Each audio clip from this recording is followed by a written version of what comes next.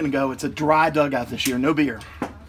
What will life be like with some of those guys, like Beer and Williams? Well, I mean, anytime you lose a player of a Seth Beer or a Chris Williams caliber, you know you've got a lot of offense that you have to try to replace. But that happens every year. I mean, every year that I've been coaching, you look and see, you know, we just lost this guy, we lost this guy, we lost 4 guys out of our lineup, we lost our whole weekend rotation. I mean, every year brings different challenges when you're dealing with the draft or you're dealing with graduation. And, you know, for us, we don't really focus, you know, too much on what we lost. It's really not something that I've ever focused on, because I think every year is a different year and a different team.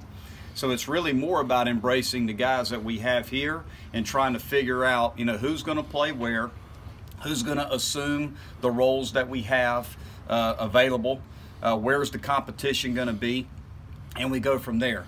You know, the fall is all about player development and guys trying to compete to win jobs. So we kind of focus there. What's already happened has happened. So we don't focus too much on that. We'd love to have a player like a Seth Beer and a Chris Williams in our lineup, and hopefully some of the guys that we brought in will be able to compete for jobs. You know, it's hard to expect anybody replacing those 2 bats. I mean, those guys had hundreds upon hundreds of significant at-bats and played significant games for us, and were high-level performers. So we're not trying to replace those guys. We're trying to figure out with the group of players we have this year, you know, who's going to be our guys and how are we going to develop them and put them in a position to be successful. So we certainly are going to miss them, but we got to move forward with what we got, and I'm excited about the opportunity of that starting Saturday in team practice. Coach, last year on that subject, you lost all 3 of your weekend starters. This year you got Hennessy and Crawford back. How big is that, especially to get Crawford back?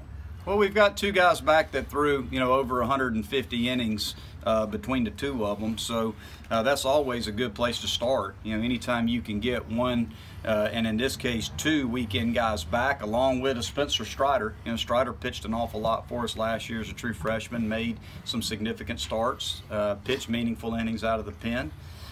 You know, we've got a good nucleus of starting pitching back. And now we've got a really talented group of freshmen, first-year guys in here that we feel really good about. It's just a matter of getting those guys in live game situations this fall and seeing what they can do. You had several guys that turned down a lot of money to come to Clemson. How important was that? Well, it's really important. I mean, we're very grateful to have the guys show up at school, turn down the opportunities to sign professional contracts. We had a few guys drafted. And we had some guys that walked away from some significant money. So this is a talented group. This freshman group that we brought in is very, very talented. It's probably a little more arm heavy, pitching heavy than it is position player heavy. But we really like what we're seeing out of a number of our first year pitchers and position players. We feel like we're a little more athletic, just watching the guys move around on defense and run around positionally. And I think that this is a pitching staff, this group of newcomers has more projection. They're bigger body guys that I think are going to throw harder. So we really like what we brought in. Coach C, Coach LaCroix, those guys did a really good job of bringing in some high-level talent for us. So we're excited about our newcomers. Coach, you think Sharp has a pretty good chance of being a 2-way player for you, and you think we'll see more of that from Weatherly as well? It's a good question. We're going to give Sharp every opportunity to be a 2-way player. We're also giving Justin Robleski, another true freshman, who's a really good athlete, a left-handed hitter, outfielder. We're giving him a chance to do both as well. Weatherly, we're just going to have him focus on pitching, and that was a decision that he made over the course of this summer. Just felt like trying to do both was probably taken away from both, and wanted to focus on pitching. He feels like his future is going to be more on the mound, and we had that discussion before the school year started that he just wanted to come back as a pitcher and focus strictly on pitching, and you know, so far he's looked really good doing that. Helps to have somebody like Logan to build an offense around, who's a potential player of the year candidate nationally. Well, you got a guy in Logan Davidson that's going into his 3rd year in the program's played every day at shortstop. We all know how important the shortstop position is on the field in terms of leadership. He's a plus defender, and he's above average hitter, and he's a really good athlete, and he's a tremendous leader. So anytime you can return a guy in a key position like shortstop in Logan Davidson, you feel really good about it. And there's a number of other guys. You got Kyle Wilkie, who's in his 3rd year in the program, was an all-ACC guy last year. You got Jordan Greenback, who's played an awful lot of baseball here and looks really good right now. You got Grayson Bird, and Birdie's healthy right now. Another guy that's had 2 full years of playing every day in our program. So we got 4 guys back that played every day for us last year, from last year's team, and a couple of those guys played multiple years for us. So we got a good nucleus. It's just a matter, again, of the guys like the Sam Halls and the Bryce Teodosios and the Kier Merediths. You look at those 3 guys that played some as freshmen, had some injuries. 2 of the 3 had some injuries. But can those guys make that next step? And if they can, then we have a chance to be a pretty good ball club. Grayson get a shot at 3rd? Yeah, we're going to play Birdie over at 3rd base. I've got him playing some at 1st as well. And really, one thing we try to do in the fall is move guys around, simply because we don't want guys to focus just on one position. If we have a kid that can come in and help us, and he's more acclimated to playing in a spot that we got another player that's going to play every day, if we have that flexibility of moving a guy in a couple different spots, we can put our best 9 on the field. And just makes life a little easier for us. So we move guys around in the fall a good bit. But Birdie's going to obviously do a majority of his work at 3rd base, but we could see him play some 1st, maybe even stick him at 2nd some if needed. But he'll primarily work out at 3rd base. You got to feel real good about your outfield defensively with what you got coming. Yeah, I think so. I mean, again, you got T.O. back. T.O., I don't know if there's a better center fielder out there than Bryce Teodosio, and he had an unbelievable summer. Played in Waynesboro this summer, had a big summer. He's bigger and he's faster and he's stronger than he was last year. I mean, he looks really good right now running around. Kier, we're going to be cautious with Kier. Kier's been banged up a good bit in his time here, so we just want to try to do everything we can to keep Kier healthy. So we'll be a little careful with him in the fall. Probably won't have him run full speed until he's ready, but he will play. And then you got Sam Hall, kind of the jack of all trades, the super utility guy who can play pretty much, everywhere and anywhere needed. So Sam's going to move around. And then we got guys like Matt Cooper. Cooper went out and played this summer, can play some corner outfield, maybe some 1st base too. We got a newcomer in Michael Green who has looked really good. Transfer from Florence Darlington, who is very athletic, left-handed hitter, above average runner. You could see him get some work in center field and some inner squads as well. Chad Ferry's another freshman that I'm really high on. Corner infielder, corner outfielder that can swing the bat. Got a chance to be a big-time bat. So we feel like we've got a good nucleus of guys coming back in the outfield, and we got some newcomers that are going to compete for some jobs as well. I like the new rules change with the being able to play a couple of scrimmages. And yeah, we're really guys get somebody else. We're really excited about the opportunity to play a couple scrimmages this fall. We're going to play, I believe it's October the 14th against Georgia Southern. We're going to play Georgia Southern down in Augusta at the Pro Park. So we're excited about that opportunity, and then we're going to play late in the fall. I believe it's October 27th or 28th, whatever that Sunday is. We're going to play Coastal Carolina here. So, it's going to be fun for the guys to be able to play against somebody else. I think sometimes for the players, the monotony of inter-squadding and the only people we get to play is each other throughout the whole 45-day window of fall practice, it can get a little boring to them. It's not boring to me. I like to watch our guys play and compete. I don't care who it is, if it's an inter-squad or we're playing somebody else. But I think the excitement of being able to play somebody else is going to be good. We're going to get to see some guys really compete in that environment before we get to the spring. So I think it'll tell us a little bit more about some of our guys. Coach Wilkie had such a breakout season last year, led your team in average. How important was it to get him back, not only offensively but behind the plate? Well, we all know that Kyle's an above-average defender behind the plate, and every pitcher on this staff is going to be very comfortable with Kyle behind the plate. What Kyle did offensively is pretty remarkable, the progression that he made from his first year to his second year. you know, he was our best hitter with runners in scoring position. So, you know, anytime you get a guy back, regardless of his position, that hits like that with runners in scoring position, if we can put some guys on, get some guys on base in front of him, he's going to have a chance to have a big year.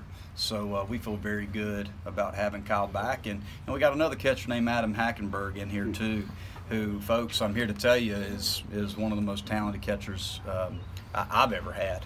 I mean, he's big, he's strong, he's athletic, he's got power, he can catch, he can really throw.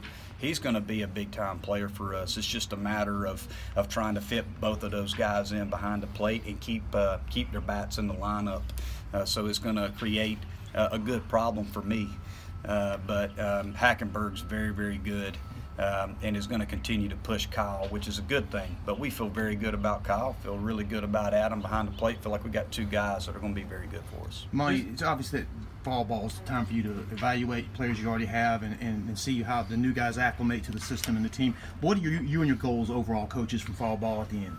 You know, I keep it pretty simple. I really do. We're just looking for guys on the position player end that make the routine play, that run the bases the right way, and put together quality at bats. Quality at bats is a huge, huge focus for us. So I chart every at bat and quantify it as a quality at bat or not. Another thing that we look for, or is going to be a big focus for us this fall, is swing decisions. You know, how many times our guys are swinging at strikes and how many times they're laying off of balls. So we want our guys to compete in the strike zone. And it's a similar concept on the flip side of that, pitching-wise. You know, we're going to pitch to guys that pound the strike zone. I think if you look in the last 3 years, the guys that pitch for us are guys that really fill up the strike zone and throw a high number of strikes.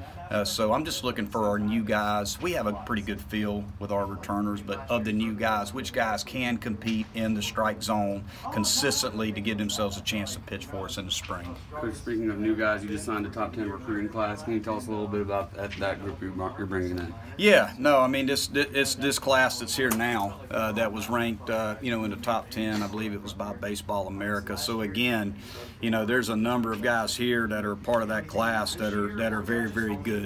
You know, Davis Sharp, Justin Robleski, Adam Hackenberg, Carter Rathfield, Keyshawn Askew, you know, Chad Ferry, Briar Hawkins. I'm going to miss somebody. But, you know, there's just a lot of guys in this class that have pro potential, and quite a few of them were scouted pretty heavily, and a few of them were drafted. So it's a very talented class, and it's a class of guys that we feel like has the ability and also the makeup to be able to compete for us right away. You mentioned Kier Meredith earlier as a player that's looking towards cracking into that starting lineup. What is it that he's lacking right now in your eyes to making that move up to the starting lineup? He's just got to continue to work in all facets of the game. Again, he's a really good athlete. He's an above-average runner. I think the big key for us is I think Kier is going to be a really, really good player for us. We just got to keep him healthy. I mean, he has just fought injuries ever since he's been here. So, you know, he's not going to become the player that he can become if we can't keep him on the field. So a big part of that is just his recovery, communication on how he's feeling day in and day out.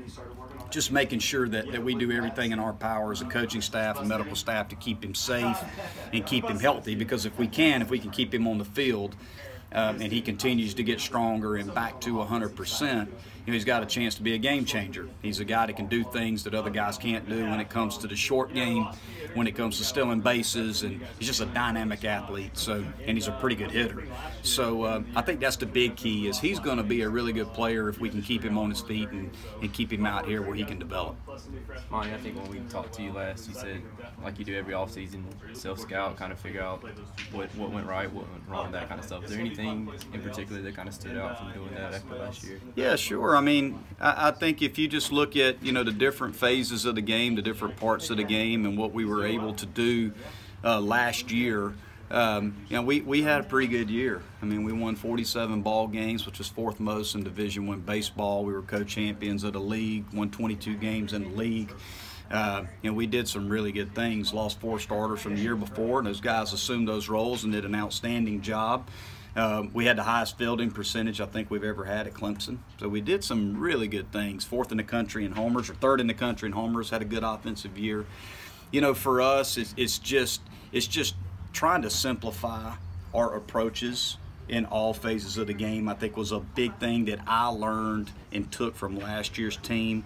That the more consistent we can be as coaches with their week in and week out routines, and the more simple our messages are in terms of our philosophies on how we do things, I think the guys tend to embrace that a little bit better. So for me, this fall so far, I've sat back and haven't instructed as much as I have in the past, and just try to put our guys in as challenging an environment as I can in our workouts. Like, our workouts have been extremely challenging to the players, and I sit back and let that environment that we've tried to create as coaches develop the players. So that's been a big change for me, is more just the challenge of the environment and letting the guys figure it out in our practice environment so far. Can you give me some examples of how you kind of go about